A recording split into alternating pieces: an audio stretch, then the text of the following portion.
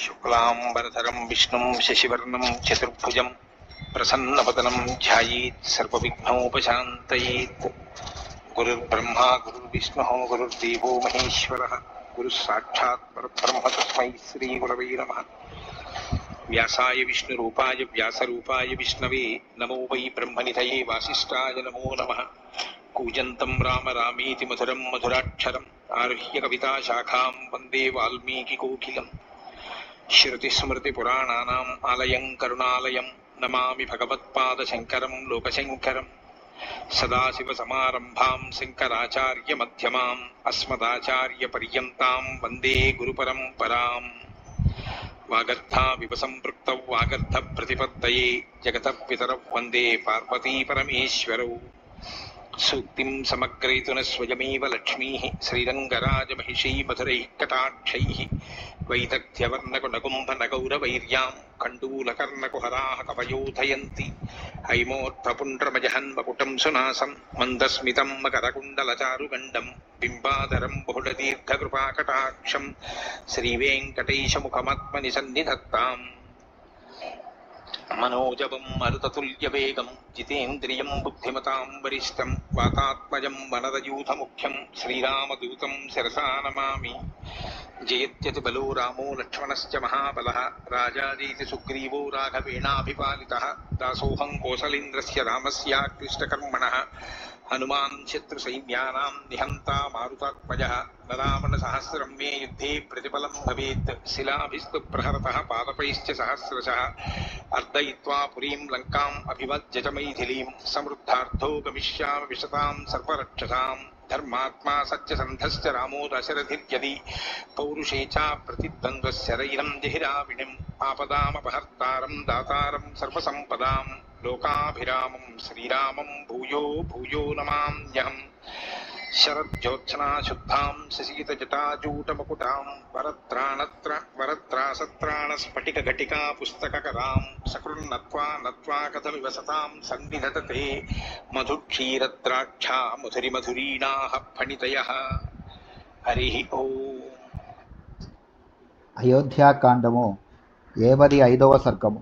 సీతారామ లక్ష్మణులు యమునా నదిని దాటుట.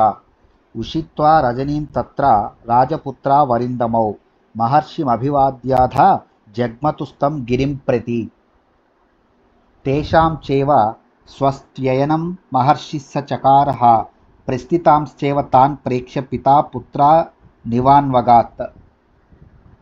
శత్రు సంహారకులైన రామలక్ష్మణులు ప్రయాగ క్షేత్రమునందలి భరద్వాజాశ్రమమున ఆ రాత్రి గడిపి మరునాడు ఉదయమున ఆ మహర్షికి నమస్కరించి ఆయన అనుమతితో వారు చిత్రకూట పర్వతమునకు బయలుదేరిరి. అంతట ప్రయాణమునకు ఉద్యుక్తులైన సీతారాములకు ఆ మహాముని శుభాశీస్సులను పలికెను. అనంతరము ఆ ముని తండ్రి కుమారులను వలె వారిని కొంత దూరం అనుసరించి వెళ్ళవలసిన మార్గములను గూర్చియు తీసుకొనవలసిన జాగ్రత్తలను గురించి వారికి తెలిపెను. తతః ప్రచక్రమే వక్తుం వచనం స మహాముని భరద్వాజో మహాతేజ రామం సత్యపరాక్రమం. పిమ్మట మిక్కిలి తేజోమూర్తి అయిన భరద్వాజ మహర్షి సత్యపరాక్రముడైన శ్రీరామునితో ఇట్లు నుడువదొడంగెను. గంగా యమునయోస్సంధిం ఆసాద్య మనుజర్షభౌ కాళిందీ మనుగచ్చేతాం నదీం పశ్చాన్ముఖాశ్రితాం. ఓ నరశ్రేష్ఠులారా, గంగా యమునా సంగమ ప్రదేశమునకు చేరి అచటి నుండి పశ్చిమాభిముఖులై యమునా నదీ తీరమును అనుసరించి ప్రయాణము చేయుడు. అథాసాద్యతు కాళిందీం శీఘ్రస్రోత సమాపగాం తస్యాస్తీర్థం ప్రచరితం పురాణం ప్రేక్ష్య రాఘవౌ తత్ర యూయం ప్లవం కృత్వా తరతాం సుమతీం నదీం. తతో న్యగ్రోధమాసాద్య మహాంతం హరితచ్ఛదం వివృద్ధం బహుభిర్వృక్షైః శ్యామం సిద్ధోపసేవితం. తస్మై సీతాంజలిం కృత్వా ప్రయుంజీతా శిశశివాః. ఓ రామలక్ష్మణులారా, వేగముగా ప్రవహించునట్టి ఆ యమునకు చేరి ఆ నదీ తీరమున జనులందరూ సంచరించునట్టి ప్రాచీనమైన తీర్థము రేవును చూడుడు. జనుల అడుగుజాడలను బట్టి ఆ రేవును గుర్తింపుడు. ఒక తెప్పను సిద్ధపరచుకొని దాని ద్వారా ఆ యమునా నదిని దాటుడు. యమునకు ఆవలి తీరమున శ్యామము అను పేరు గల ఒక మర్రి చెట్టు గలదు. పచ్చని ఆకులు కలిగి ఏపుగా పెరిగిన ఆ చెట్టు చుట్టూను పెక్కు వృక్షములు గలవు. ఆ వృక్షఛాయలో పెక్కుమంది సిద్ధులు నివసించుచుందురు. సీతాదేవి ఆ వృక్షమునకు నమస్కరించి శుభాశీస్సులను పొందవలెను. సమాసాద్యతు తం వృక్షం వసేద్వా అతిక్రమే తవ క్రోశమాత్రం తతో గత్వా నీలం ద్రక్ష్యధ కాననం పలాశవధరీ మిశ్రం రమ్యం వంశైశ్చ యమునైః స పంధాశ్చిత్రకూటస్య గతః సుబహుశో మయా. ఆ వృక్ష సమీపమునకు చేరిన పిమ్మట మీరు అక్కడ కొంత తడవు ఉండి సేద తీర్చుకొనవచ్చును. లేదా మీరు అతడి నుండి ఒక క్రోశెడు దూరము వెళ్ళినచో నల్లని ఒక దట్టమైన అడవి వచ్చును. ఆ అరణ్యము మోదుగు అందుగు రేగు చెట్లతో నిండియుండును. యమునా నదీ తీరమున గల వెదుళ్ళ పొదలతో అది రమణీయముగా నుండును. అతడి నుండి చిత్రకూటముకు చేరుటకు చక్కని మార్గము గలదు. ఆ దారిలో నేను పెక్కు పర్యాయములు ప్రయాణము చేసి ఉంటుని. రమ్యో మార్ధవయుక్తశ్చ వనదావైర్వివర్జితః ఇది పంధాన మావేద్య మహర్షిస్స న్యవర్తత అభివాద్య తథేత్యుక్త్వా రామేణ వినివర్తితః. ఆ మార్గము మెత్తని ఇసుక కలదై ప్రయాణమునకు అనువుగను చూచుటకు అందముగను ఉండును. ఆ దారిలో దావాగ్ని బాధై ఉండదు. ఇట్లు మార్గనిర్దేశము చేసి ఆ మహర్షి వెనుకకు మెరలుటకై ఆయెను.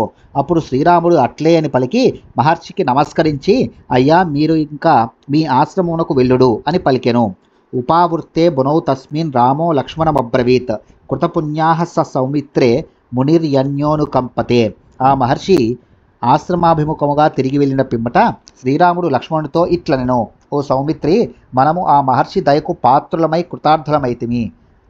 ఇతి తౌ పురుషవ్యాఘ్రో మంత్రయిత్వా మనస్వినౌ సీతామేవాగ్రతః కృత్వా కాళిందీం జగ్మతుర్నదీం. ఈ విధముగా మాట్లాడుచు నరశ్రేష్ఠులు మహాత్ములు అయిన రామలక్ష్మణులు ముందు సీతాదేవి నడుచుచుండగా యమునా నదీ తీరమునకు చేరిరి. అథాసాద్యతు కాళిందీం శీఘ్రస్రోతో వహాం నదీం చింతామాపేదిరే సర్వే నదీ జలతితీర్షవః. మిక్కిలి వేగముగా ప్రవహించుతున్న యమునా నదీ తీరమునకు చేరిన పిమ్మట ఈ నదిని దాటుట ఎట్లు అని వారు ఆలోచనలో పడిరి. తౌ కాష్ట సంఘాట మధో చక్రతుస్సు మహాప్లవం శుష్కైర్వంశై సమాస్తీర్ణం ఉసీరైశ్చ సమావృతం. అంతట రామలక్ష్మణులు ఎండిన వెదురు కర్రలను పరచి వట్టివ్రేళ్ల తడకలతో చేర్చి ఆ కర్రలతో ఒక పెద్ద తెప్పను సిద్ధపరిచిరి. తతో వేత శాఖాశ్చ జంబూశాఖాశ్చ వీర్యవాన్ చకార లక్ష్మణశ్చిత్వా సీతాయా సుఖమాసనం. అనంతరము శక్తిమంతుడైన లక్ష్మణుడు నీటి ప్రబ్బలి కొమ్మలను నేరేడు కొమ్మలను విరిచి తెచ్చి సీతాదేవి కొరకై ఒక చక్కని ఆసనమును ఏర్పాటు చేసెను. తత్ర శ్రియమివాచింత్యాం రామో దాశరథి ప్రియాం ఈషత్ సంలజ్జమానాం తాం అధ్యారోపయత ప్లవం పార్శ్వే చ తత్ర వైదేహ్యా వసరే భూషణాని చ ప్లవే కఠినకాజం చ రామశ్చక్రే సహాయుధైః. లక్ష్మీదేవి వలె అద్భుత సౌందర్యవతియు కొద్దిగా బిడియపడుచున్నదియు తనకు ఇష్టురాలు అయిన సీతాదేవిని శ్రీరాముడు ఆ తెప్ప మీదికి తెచ్చెను. పిమ్మట శ్రీరాముడు సీతాదేవికి పార్శ్వభాగమున ఆమె వస్త్రాభరణములను పలుగు గంపలను ఆయుధములను తెప్ప మీదికి చేర్చెను. ఆరోప్య సీతాం ప్రథమం సంఘాటం పరిగృహ్యతౌ తతః ప్రతేరతుర్యక్తౌ వీరౌ దశరథాత్మజౌ. అనంతరము వీరులైన రామలక్ష్మణులు తెప్పను గట్టిగా పట్టుకొని మొదట సీతాదేవిని ఎక్కించి పిదప తామును ఎక్కి సావధానముగా తెప్పను నడుపుచూ ఆ నదిని దాటిరి. కాళింది మాయాత సీతా త్వేనామ వందత స్వస్తిదేవి తరామిత్వాం పారయేన్మే పతిర్వ్రతం యక్ష్యే త్వాం గోసహస్రేణ సురాఘట శతేన చ స్వస్తి ప్రత్యాగతే రామే పురీం ఇక్ష్వాకుపాలితాం కాళిందీ మథ సీతాతు యాచమానా కృతాంజలి తీరమేవాభిసంప్రాప్త దక్షిణం వరవర్ణిని. ఆ తెప్ప యమునా నది మధ్యభాగమునకు చేరగానే సీతాదేవి ఆ నదికి నమస్కరించి ఇట్లు ప్రార్థించెను, ఓ దేవి, నీ ప్రవాహమును దాటుచున్నాము, ఎల్లరకును మంగళమగుగాక. నీ అనుగ్రహముతో నా పతిదేవుని వనవాస దీక్ష నిర్విఘ్నముగా పూర్తియగుగాక. శ్రీరాముడు ఇక్ష్వాకు వంశజుల రాజధాని అయిన అయోధ్యకు క్షేమముగా తిరిగి చేరినచో నీకు వేల కొలది గోవులను వందల కొలది దివ్య నైవేద్యములను సమర్పింతును. సుందరీమణి అయిన సీతాదేవి అంజలి ఘటించి ఆ నదీమ తల్లిని ప్రార్థించుచు ఆవలి తీరమునకు చేరెను. తతః ప్లవేనాంసుమతీం శీఘ్రగా మూర్మిమాలినీం తీరజైర్బహుభిర్వృక్షై సంతేరు యమునాం నదీం. అంతటా వారు తరంగములతో పరవళ్ళు ద్రొక్కుచూ ప్రవహించుచున్న యమునా నదిని ఆ తెప్ప సహాయంతో దాటిరి. ఆ నదీ తీరమున నానా విధములకు వృక్షములు శోభిల్లుచుండెను. తే తీర్ణాః ప్లవముత్సృజ్య ప్రస్థాయ యమునావనాత్ శ్యామం న్యగ్రోధమాసేదుః శీతలం హరితచ్చదం న్యగ్రోధం తముపాగమ్య వైదేహీ వాక్యమబ్రవీత్. ఆ నదిని దాటిన పిమ్మట వారు ఆ తెప్పను వీడి యమునా తీరవనము మీదుగా ప్రయాణము చేసి పచ్చని ఆకులతో చల్లని నీడలతో విలసిల్లుచున్న ఒక నల్లని మర్రి చెట్టు కడకు చేరిరి. ఆ వృక్షము క్రిందకి చేరిన పిదప సీతాదేవి ఆ వృక్షమును ఇట్లు ప్రార్థించెను. నమస్తేస్తు మహావృక్ష పారయేన్మే పతివ్రతం కౌసల్యాం చైవ పశ్యేయం సుమిత్రాం చ యశస్వినీం ఇది సీతాంజలిం కృత్వా పర్యగచ్చద్వనస్పతిం. ఓ వృక్షరాజమా, నీకు నమస్కారము. నీ చలువతో నా భర్త యొక్క వనవాస వ్రతము నిరంతరాయముగా పూర్తియగుగాక. అనంతరము మిక్కిలి పేరు ప్రతిష్టలు గల కౌసల్యాదేవిని సుమిత్రాదేవిని మేము దర్శింతుము అని సీతాదేవి కృతాంజలి అయి ఆ మహావృక్షమునకు ప్రదక్షిణ మొనర్చెను. అవలోక్య సీతాం ఆయాచంతి మనిందితాం దయితాం చ విధేయాం చ రామో లక్ష్మణమబ్రవీత్. తనకు ప్రాణతుల్యయు విధేయురాలను లోకపూజ్యురాలను అయిన సీతాదేవి వృక్షరాజమునకు తన మనోరథమును నివేదించుచుండగా చూచి శ్రీరాముడు లక్ష్మణునితో ఇట్లు నుడివెను. సీతామాదాయ గచ్చత్వం అగ్రతో భరతాగ్రజ పృష్ఠతోహం గమిష్యామి సాయుధో ద్విపదాం వర యద్యత్ ఫలం ప్రార్థయతే పుష్పం వా జనకాత్మజ తత్తత్ ప్రదద్యా వైదేహ్య యత్రాస్య రమతే మనః. ఓ నరశ్రేష్ఠ లక్ష్మణ, నీవు సాయుధుడవై సీతాదేవికి ముందు భాగమును నడుచుచుండుము. ఆమె వెనుక ధనుర్ధారినై నేను వచ్చుచుండును.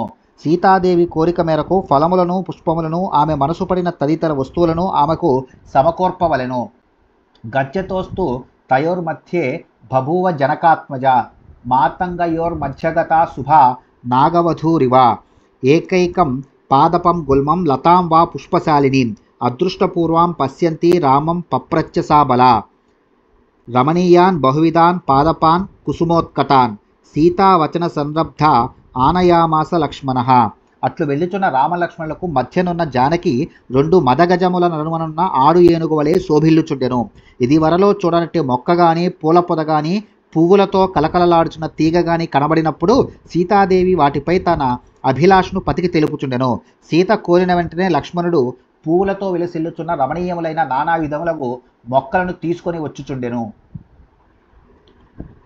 విచిత్ర వాలుక జలాం హంససారసనాదితాం రేమే జనకరాజస్య తదా ప్రేక్ష్య సుతా నదీం. జనక మహారాజు కూతురగు సీతాదేవి చక్కని ఇసుక తిన్నెలతో జలములతో విలసిల్లుచు హంసల బెగ్గురు పక్షుల కలరవములతో ఒప్పారుచూ ఉన్న ఆ యమునా నదిని చూచి మిగుల ఆనందించెను. క్రోశమాత్రం తతో గత్వా భ్రాతరౌ రామలక్ష్మణౌ బహూన్ మేథ్యాన్ మృగాన్ హృత్వా చేరతుర్య బునావనే. సోదరులైన రామలక్ష్మణులు అచ్చటి నుండి ఒక క్రోశెడు దూరము వెళ్ళి ఆ ప్రదేశమున పవిత్రములైన అశ్వకందములను మధురములైన ఫలమూలములను సేకరించి యమునా నదీ తీరమున వాటిని భక్షించిరి. మేథ్యాన్ పవిత్రములైన మృగాన్ అశ్వకందములను హృత్వా ఆహృత్య సేకరించి చేరతుహు భక్షించిరి. మదనపాల నిఘంటు ఆధారముగా ఈ అర్థ వివరణము చేయబడినది. విహృత్యతే బర్హిన పూగనాదితే శుభేవనే వానర వారణాయితే సమం నదీ వప్రముత్ప్యేత్య సమ్మతం నివాసమాజగ్మురదీనా దర్శన.